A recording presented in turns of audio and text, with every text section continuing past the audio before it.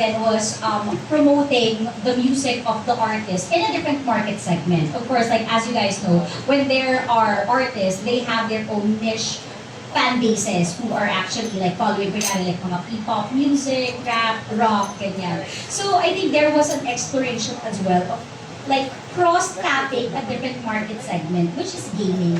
Because we've seen also that there is a huge segment out there that is still untapped by music labels. So that is how the conversation started. And at our end, since we are actually like brainstorming already, like what type of partnership, what to offer, how to integrate them, we actually got very excited. So when we had this conversation with Sony, like and parang it became like a brainstorm session right away. And then yeah, luckily it materialized after we're always looking for new and meaningful ways to tap different communities, and we really found the MPL Philippines is the perfect platform for that, because what we found then is there's a huge intersection when it comes to our audiences. It's really the youth communities who are very creative and are very passionate. So we determined na ito talaga yung fan bases that we want to introduce our artists to. Really very excited. So before we also bring it up to sila Lee, of course, for pitching, we aligned with these artists first if this is something they're interested in. So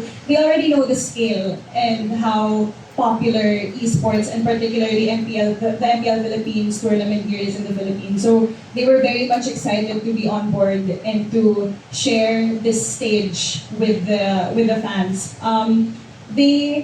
Si Nobita, they're also gonna be here. They're not performing, but they will participate in the activities. They will participate here as a guest. So they'll create content then with the MPL players, etc. So sila, for example, they're huge gaming fans. Like they really play Mobile Legends. So they're very much excited to do these types of activities. But even if some of them are not necessarily gamers, just the opportunity to be able to present themselves to this new market who's very, very youth-centered, because what we also notice as an insight is a lot of their audience demographics and listeners are very young. So mga Gen Z, yung mga high school, college, and young professionals. So they might not be able to know about these artists yet, so they're excited to introduce themselves.